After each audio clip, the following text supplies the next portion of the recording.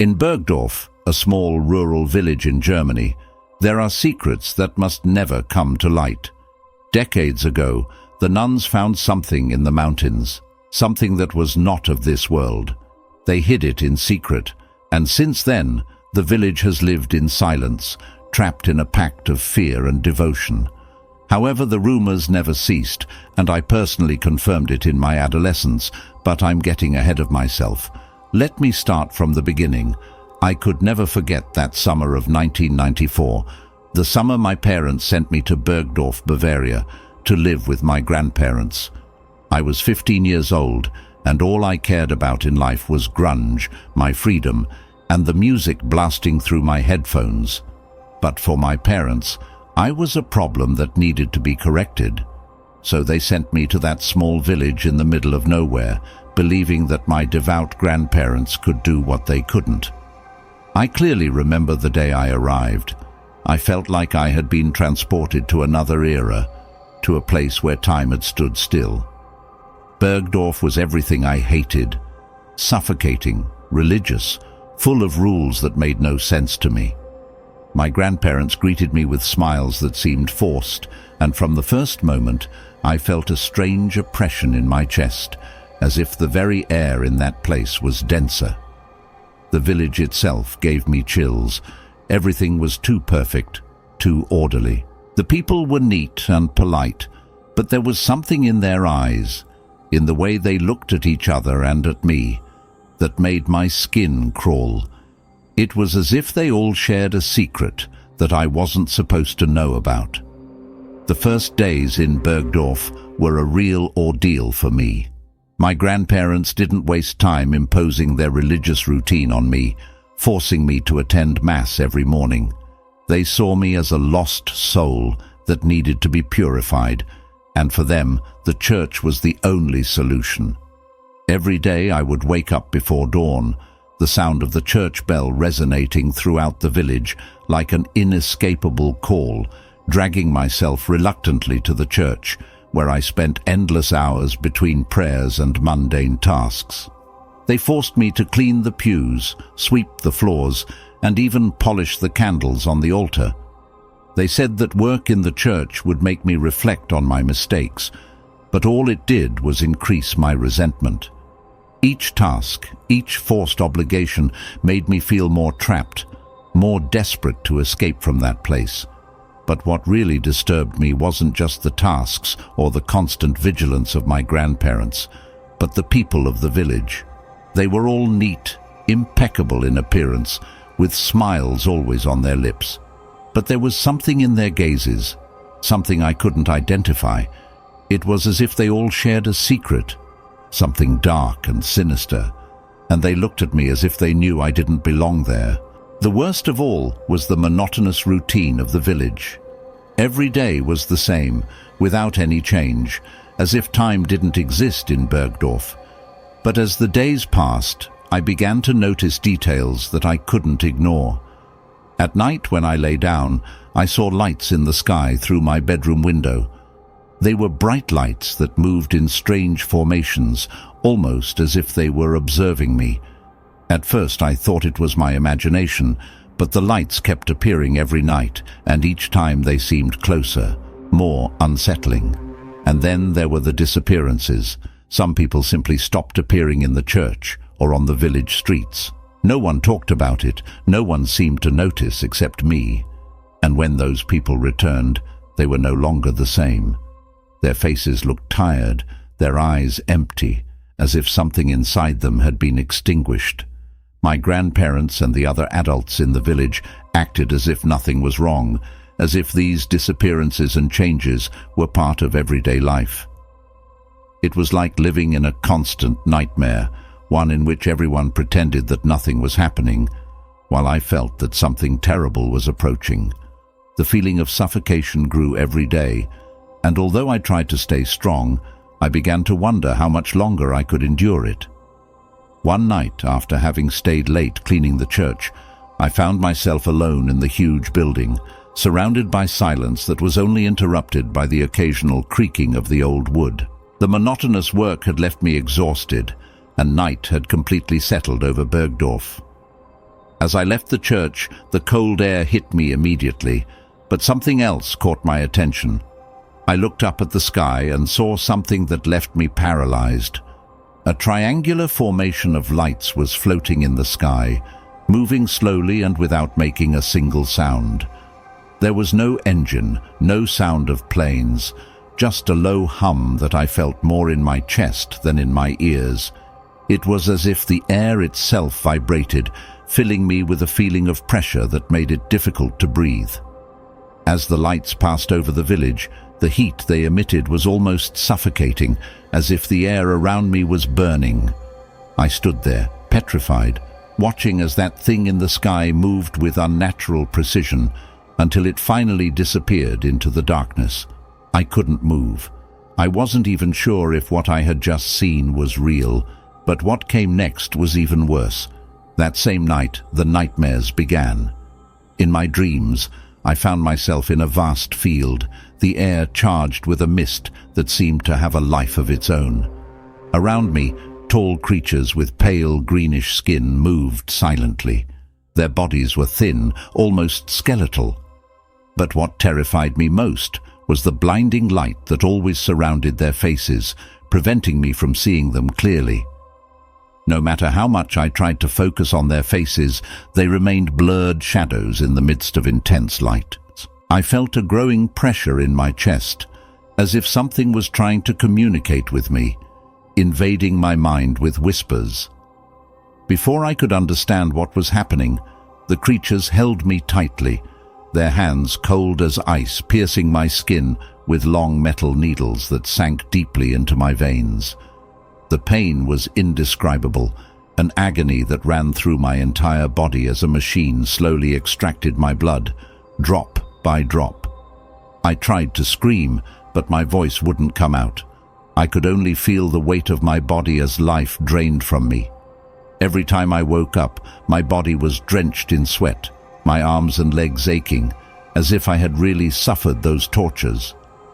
I found myself gasping, terrified, not knowing if what I had experienced was a dream or something real. But what terrified me most were the marks that began to appear on my skin, dark, deep bruises on my wrists and ankles, and fine, straight cuts that bled slowly. I tried to ignore them at first, telling myself that I must have hurt myself in the church, but every morning I found new marks, and every night the nightmares became more vivid and painful. I couldn't tell anyone what was happening to me. My grandparents would surely attribute it to my rebellion or lack of faith, and others in the village simply pretended that nothing strange was happening. But I knew that something terrible was happening, something that was pushing me to the brink of madness. As the days passed, my nightmares became more and more intense, more real. Fatigue had settled into my bones, and my rebellious behavior, which had previously given me the strength to defy my grandparents' impositions, began to crumble under the weight of the terror I lived through each night. My days became a blur, a mix of exhaustion and constant fear. I could barely stay awake, but the idea of sleeping terrified me even more. My body, which had previously easily endured the hard tasks in the church, now showed signs of extreme wear. The scars that appeared after each night didn't heal as they should, and every time I looked at my skin, I found new marks. Some were simple cuts, but others were more disturbing. Small, sharp metal pieces that emerged from my skin as if they had been surgically implanted during my dreams. They were painful, and every time I tried to pull them out, the pain became unbearable. I started vomiting frequently, but what came out of my mouth wasn't just blood. Small metal fragments mixed with a viscous, dark liquid appeared in the sink, leaving me more and more terrified. I was on the verge of madness. I felt that my mind was fragmenting, that my sanity was slipping through my fingers like sand. I could no longer distinguish between what was real and what was imagined. The nights stretched into endless terror, and the days faded into a haze of fatigue and despair. It was on one of those days, when I barely had the strength to drag myself to the church, that Lucas Weber, a boy my age who also attended the masses, approached me silently. I had seen him before, always quiet, always keeping to himself. But that day, there was something different in his gaze, something that made me realize that he too was trapped in the same hell as I was. Lucas took me to a secluded corner, away from the inquisitive looks of others. With trembling hands, he began to lift the sleeve of his shirt. What I saw left me breathless. His skin was marked by surgical scars and burns that seemed to have been made with non-human tools. There were poorly closed sutures, as if someone had opened his body and then sewn it back together carelessly. Lucas looked into my eyes with a desperation that reflected mine. "They take me too," he said in a whisper. "Every night they take me and do things to me. They experiment on me, open my body, study it without anesthesia. The pain is constant, as if I were awake throughout the process, but I can't move or scream. I can't do anything but endure." Every word that came out of his mouth made me feel smaller, more terrified. He showed me more scars, more burns, evidence of what had been done to him. Then he added, with a warning tone, "You can't talk about this, Lena. You can't. If you do, they'll punish you. They'll kill you, but not quickly. They'll do it slowly, so you feel every second of pain." Lucas told me what I had already begun to suspect. The people who disappeared from the village were taken by those creatures, subjected to horrors that the human mind couldn't comprehend, and when they were returned, they were no longer the same. The creatures erased part of their memory, opened their bodies and minds, and returned them as shadows of what they once were. At that moment, I realized that my dreams were not dreams at all. They were fragmented memories of those abductions, of the tortures to which we were subjected, and the marks on my body were the physical evidence of those horrors. I felt my stomach turn. Terror flooded like an unstoppable tide. I couldn't bear it anymore, but I knew there was no escape. Whatever those creatures wanted, they were achieving it, and I was just one of their victims. I couldn't bear the horror that consumed me every night anymore. The hours of darkness became an endless torture, and the idea of closing my eyes filled me with indescribable dread. I tried to stay awake, forcing my exhausted body to keep going, but the physical and mental exhaustion was relentless. That Sunday morning, as the Mass went on as usual, I felt my mind breaking. Everything I saw and heard began to crumble. The murmurs of prayers, the voices singing hymns, everything sounded distant, distorted. My vision blurred, and the figures of the people around me seemed like shadows moving in a sea of darkness. I was collecting the offerings, moving through the church like an automaton, when the weight of tiredness overcame me. The floor seemed to move away under my feet, and the sounds turned into an unbearable buzz in my ears. I felt everything darkening, and the next thing I knew was that I was falling, my body collapsing on the cold marble of the church. I woke up in the priest's office with my head hurting as if it had been hit hard. The light from the lamp on the desk blinded me, and it took me a few seconds to recognize where I was. My grandparents and Father Johannes were trying to calm me down, their faces worried but strangely serene. They didn't understand the terror that consumed me, or maybe they didn't want to understand it. As they spoke to me in soft tones, trying to make me drink some water, something on the wall caught my attention. It was an old, worn painting showing a group of nuns carrying the body of a tall, white figure. The figure seemed human, but there was something about its posture and the way the nuns treated it that filled me with deep unease. "What is that?" I asked with a trembling voice, pointing at the painting with a shaky hand. My grandfather looked at me for a long moment before answering, his voice grave and full of a kind of reverence. "Many years ago, the nuns of the village found an angel in the mountains," he said, as if reciting a sacred story. "They brought it back to the village, and since then we have been blessed." I felt a shiver run through my body, not because of my grandfather's words, but because of what I understood at that moment. Everything fit together in a way.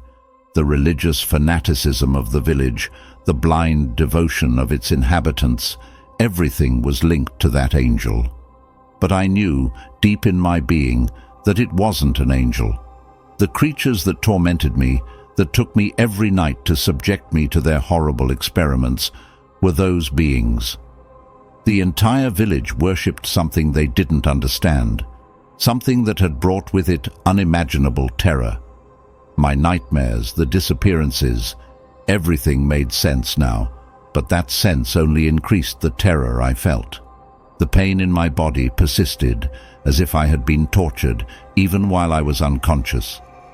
And while my grandparents continued talking, trying to calm me down, I could only think of one thing. I needed to escape, not just from the church, but from Bergdorf, from everything that village represented. That night, fear and desperation consumed me, but so did a new sensation, the need for answers. I knew that if I didn't face those creatures, I would never escape the cycle of terror in which I was trapped.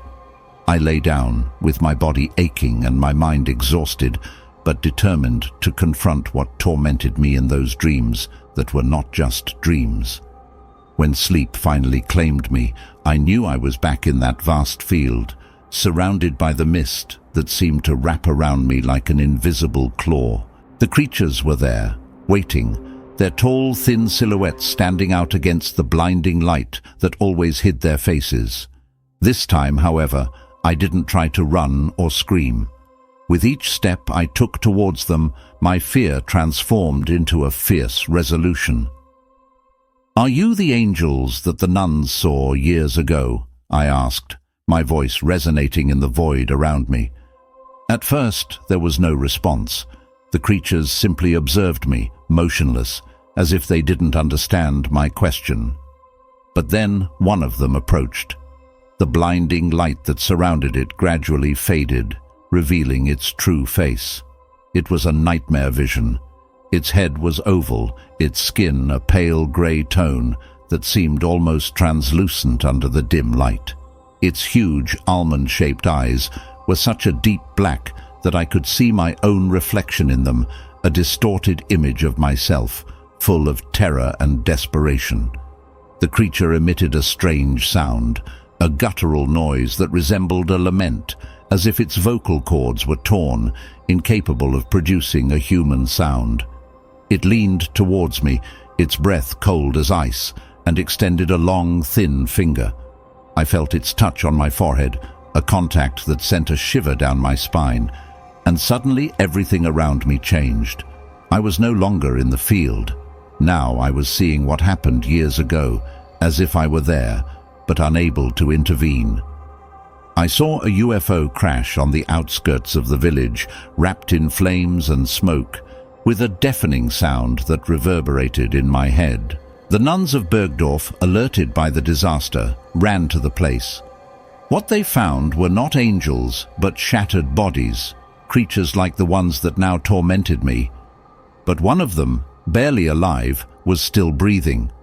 The nuns, believing they were in the presence of a celestial being, took it back to the village, hiding it under the church, away from the eyes of the world. They tried to heal it, but in their ignorance, what they did was keep it in constant pain, applying healing rites that only prolonged its agony. The vision ended as abruptly as it had begun, and I found myself back in my bed, drenched in sweat, my heart pounding in my chest. I was terrified, but I was also determined. I knew there was a connection between these creatures and the church. If I ever wanted to free myself from this terror, I would have to face that truth, even if doing so meant discovering even greater horrors. I got up from the bed. My legs, weak and shaky, reminded me of the marks on my skin, cuts and bruises that told the story of nights of torture and abductions. With each step I took, the pain in my body reminded me that there was no turning back. I had to get to the bottom of this. I had to face it. I left the house in the middle of the night, feeling the cold air bite my skin. The whole village was silent, plunged into a deep and disturbing sleep. My feet moved almost by instinct, directing me towards the church, the place where everything began. I carried with me the copy of the key, the same one I had used to enter the church so many times before. But this time, it wouldn't be to clean or fulfill the tasks imposed by my grandparents. When I arrived at the church, darkness enveloped me like a cloak, but I didn't hesitate. I felt as if an invisible force was guiding me, pushing me towards the center of the building. I walked towards the altar, my heart pounding, and then I saw it. A red carpet placed in a spot that didn't seem to have any special meaning, but that I now knew hid something more. I moved the carpet with trembling hands and found a hidden door. It wasn't locked, but when I opened it, the cold, stagnant air from the basement hit me with a smell of dust and antiquity. I went down a narrow staircase, each step echoing off the stone walls, until I reached a dark and oppressive basement. The silence was deafening. I turned on the lights, and there it was. Inside the room, a gigantic stone sarcophagus, covered in runes that seemed to pulse with a dark energy, an energy that I felt penetrating my skin and bones. It was as if the sarcophagus itself was alive, waiting. Approaching with trembling hands and aching muscles, I neared the sarcophagus. I knew I had to open it, that inside I would find the truth I had been seeking. Putting all my strength into it, I pushed the stone lid and, with a chilling creak, it began to move. When I managed to open it enough, a green gas started to filter out, burning my skin on contact and filling the room with a foul chemical odor that burned my throat and lungs. I stepped back, coughing and feeling how the pain spread through my body. But before I could react, I saw a shadow move in the doorway of the stairs. It was my grandfather. He had arrived silently, following me without a sound. Before I could shout at him to stop, he was already by my side, pushing the sarcophagus lid with all his might, closing it before the gas could completely escape. But the damage was already done. The gas had burned his skin, leaving his face full of blisters and burned flesh. His eyes turned opaque as he screamed in pain, and his body fell to the floor, severely injured. Barely able to speak, he begged me to keep secret what I had seen, to help him out of the basement, close the church, and take him back home. Crying, I lifted him as best I could and took him back home. I begged him to let me take him to the hospital, but he refused, knowing it was already too late for him. "You can't let them find out," he whispered in a broken voice, "or all will be lost." Once at home, my grandmother tended to my grandfather with trembling hands, bandaging almost his entire face while trying not to cry in front of me. Then she proceeded to tell me the rest of the nun's story. She told me how, after the angels fell from the sky in their strange machine, the government arrived hours later, taking away all the bodies and the ship. But the nuns, in their desperation to save what they believed was a celestial being, hid one of the bodies that was still alive, but later died, and buried it under the church.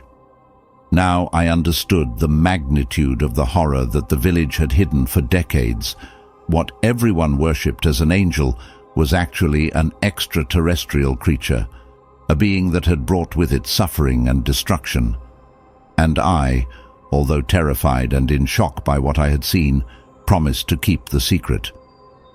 Even though in my mind I knew I was protecting a lie that had poisoned Bergdorf from the beginning.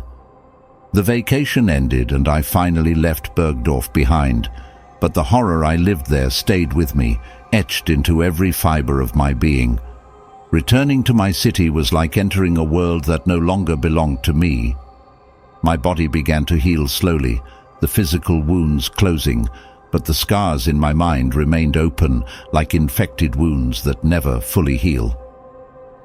Shortly after my return, my grandfather passed away due to the injuries caused by the gas. I attended his funeral, feeling how the weight of the secret we shared became even more unbearable. My grandmother, who had always been a strong woman, became more distant, more reserved. Before I said goodbye to her, she took my hand and, with a broken voice, reminded me of the promise I made to my grandfather. "The peace of the village depends on you, Lena," she told me, as if those words were the only thing keeping her standing. Over time, I tried to rebuild my life, but the trauma continued to haunt me. At 47, I'm still a prisoner of my memories. The visible scars on my skin are constant reminders of what happened, but the internal scars are the ones that prevent me from moving forward.